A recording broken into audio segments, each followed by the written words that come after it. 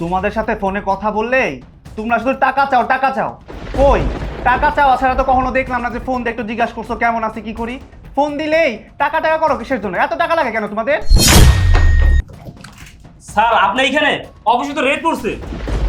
কি বলিস? অফিসের রেড পড়ছে মানে? হ্যাঁ স্যার, পুলিশ তো আপনার খুঁজতেছে।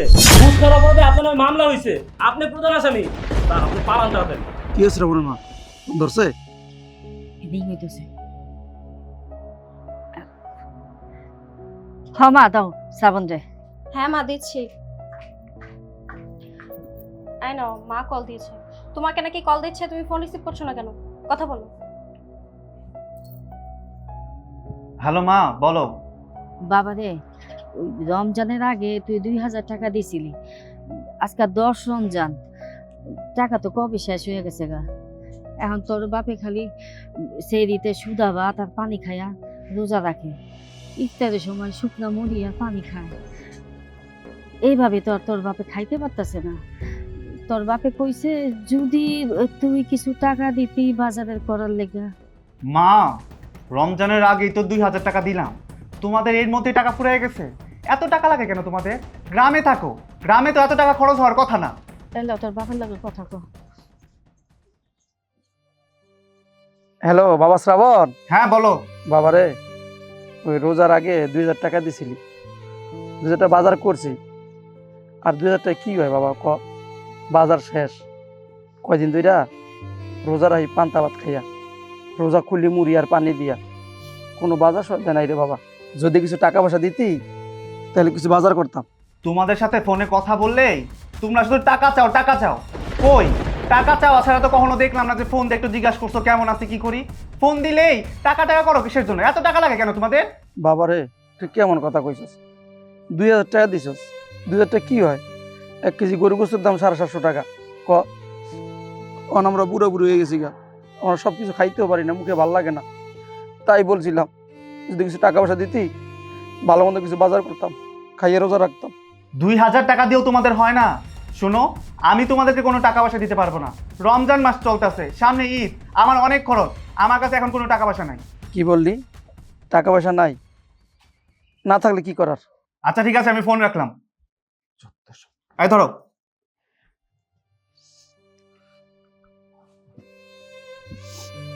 পোলারে এত কষ্ট কইরা মানুষ করলাম, পোলা আজ শহরে থাকে। রমজানের দিনে বলে মা বাবাদের টাকা দিতে পারে না, টাকা বলে ওকে নাই। কয় আমগো এত টাকা লাগে কেন, আমগো এত টাকা লাগে কেন? থাক, তুমি কাইন্দ না, কিছু করার নাই। আমরা ওই পানি ভাত খাইয়া রোজা রাখো, আর রোজা খোলার সময় ওই মুড়ি আর পানি চলবো। থাক, আমার পোলা সুখে থাক, ভালো থাকো। তুমি আব্বা আম্মাকে মিথ্যা কথা কেন বললা? তোমার কাছে তো টাকা আছে, তাহলে তুমি কেন বললা যে তোমার কাছে টাকা নাই? আহা, মিথ্যা কথা বলবো না তো কি বলবো? আরে রমজানের আগে 2000 টাকা দিয়েছি তাদেরকে, তারা গ্রামে থাকে, তাদের এত টাকা পয়সা লাগবে কেন? 2000 টাকা দিয়ে এখন কিছু হয়? দুইটা মানুষ পুরা রোজার মাস 2000 টাকাতে কিভাবে পার করবে? আমাদের তো একদিনের ইফতারি 2-3000 টাকার উপরে লাগে, তাহলে পুরাটা রোজার মাস ওনারা দুইটা মানুষ 2000 টাকাতে কিভাবে চলবে? তোমার কিন্তু আব্বা আম্মার সাথে এইভাবে কথা বলাটা উচিত হয়নি। তুমি ওনাদেরকে কিছু টাকা পাঠাই দাও। আমি একটা জিনিস বুঝতে পারছি না, বাবা মা কি তোমার নাকি আমার? তোমার এত দরদ উত্তর পড়তেছে কিসের জন্য? তুমি এই বিষয়ে আর কোনো কথা বলো না তো। আমি বাবা মাকে বলে দিছি আমার কাছে কোনো টাকা পয়সা নাই, আমি কোনো টাকা পয়সা দিতে পারবো না তাদেরকে। আচ্ছা, আজকে তো আম্মুর আসার কথা, এখন আসছে না কেন? মা ভাবনা, ভাবনা, বাবা শ্রাবণ, কোথায় তোমরা? আরে মা, কেমন আছিস? ভালো আছি মা, তুমি কেমন আছো? হ্যাঁ মা, ভালো আছি।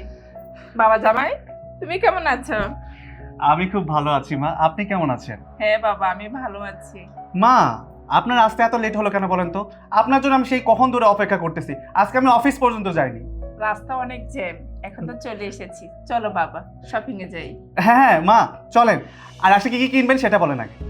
আগে তো শপিং মলে যাই, পছন্দ করব, তারপরে কিনবো। হ্যাঁ, শপিং মলে গিয়ে কিন্তু একদম কৃপণতা করবেন না, যা পছন্দ হবে সব নেবেন। আমি আপনার মেয়ের জামাই, আপনি তো জানেনই আমার টাকা পয়সার কোনো অভাব নেই। আচ্ছা ঠিক আছে বাবা, আমার লক্ষ্মী জামাই। কিন্তু শ্রাবণ, তুমি তো কিছুক্ষণ আগে আব্বা আম্মাকে বললা তোমার কাছে টাকা নাই, তাদেরকে রোজার বাজারের জন্য টাকা দিতে পারবা না। এখন আম্মুকে নিয়ে তুমি শপিং মলে যাবা, আম্মু যা যা পছন্দ করবে তা তা তুমি কিনে দিবা। এখন তুমি টাকা কোথায় পেলে? এই তুমি কিসের মধ্যে কি বলতেছো? তারা হচ্ছে আমার বাবা মা, আর উনি হচ্ছে আমার শাশুড়ি আম্মা। আমার বাবা মায়ের সাথে কি আমার শাশুড়ি মায়ের তুলনা নাকি? ও, তুমি তোমার বাবা মাকে সামান্য কিছু টাকা পাঠাইতে পারলা না রোজার বাজারের জন্য, অথচ আমার আম্মুকে তুমি মার্কেটে নিয়ে যাওয়ার জন্য পাগল হয়ে গেছো। এই চুপ কর, তুই বেশি কথা বলিস। আমার তো সন্দেহ হচ্ছে তুই আমার মেয়ে কিনা। তুই এখানে এসে অনেক চেঞ্জ হয়ে গেছিস। আরে আম্মু তুমি জানো না, সকালবেলা আমার শ্বশুর শাশুড়ি কল দিছে, রোজার বাজার করবে, কিছু টাকা চাইছে ওর কাছে। ও কিভাবে কথা বলছে ওনাদের সাথে তুমি জানো? ও বলতেছে 2000 টাকা দিছি না রোজার আগে, এখন কোনো টাকা পয়সা দিতে পারবো না। 2000 টাকা দিয়ে দুইটা মানুষ পুরো রোজার মাস কিভাবে চলবে তুমি বলো তো? আমাদেরই তো একদিনের ইফতারে 2-3 হাজার টাকার উপরে লাগে। জামাই বাবাজি, তুমি টাকা পয়সা দাও নাই, একবারে ভালো কাজ করছো। তাছাড়া তোমার একটা ভবিষ্যৎ আছে। তোমার মা বাবা থাকে গ্রামে, গ্রামে এত টাকা পয়সা লাগে না। তোমার টাকা পয়সা সঞ্চয় করো, তোমারও ভবিষ্যৎ আছে, ওইদিকে তাকাও। শুধু মা বাবা করলে হবে না। আর শোন, নিজের ভালো না পাগলও বুঝে, আর শুধু তুই বুঝিস না। আহা মা, আপনি ওর কথা কিছু মনে করেন না তো, এমনিতে অনেক দেরি হয়ে গেছে। চলেন শপিং মলে যাই। তাহলে চলো বাবা। চল। কি ব্যাপার, তুমি দাঁড়িয়ে আছো কেন? চলো। আমি তোমাদের সাথে শপিং মলে যাব না। আহা, আমি যা করছি তোমাকে আর শাশুড়ি মাকে ভালোবেসেই তো করছি। চলো তো, চলো মা, আসেন। চল। স্যার আপনি এখানে? অফিসে তো রেড পড়ছে। কি বলিস? অফিসের রেড পড়ছে মানে? হ্যাঁ স্যার, পুলিশ তো আপনার খুঁজতেছে। ঘুষ খাওয়ার অপরাধে আপনার নামে মামলা হয়েছে, আপনি প্রধান আসামি। স্যার আপনি পালান তাড়াতাড়ি। এই তুই আবার আমার নামে কারো কিছু কষ্ট নাই তো? না স্যার, আমি কিছু বলি নাই, আপনি পালান পালান। সর, সর, সর, সর। স্যারের কতগুলো খুললাম স্যার, রমজান মাসে এত বেশি ঘুষ খাইয়েন না। না, আমার কোনো কথাই শুনো না। রমজান মাসে ছাড়লো না, ইচ্ছা মতো ঘুষ খাইলো। এখন খেলা সামলান। বাবা আমি ভাগি, আমার আবার কি হয় আল্লাহ জানে। ভাবনা, এই ভাবনা, কই তুমি?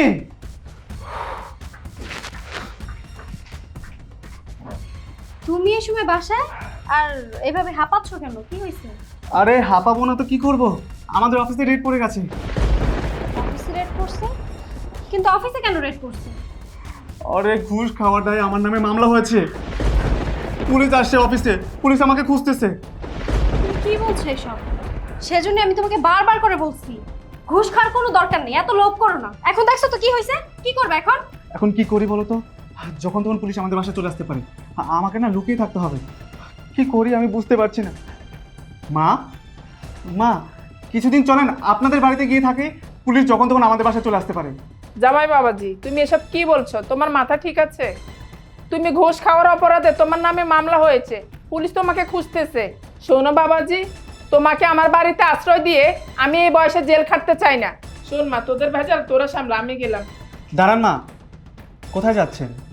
আমি আপনাকে এত ভালোবাসি, আপনার জন্য এত কিছু করলাম, আর আপনি কি না এই বিপদের দিনে আমাদেরকে ফেলে রেখে চলে যাচ্ছেন?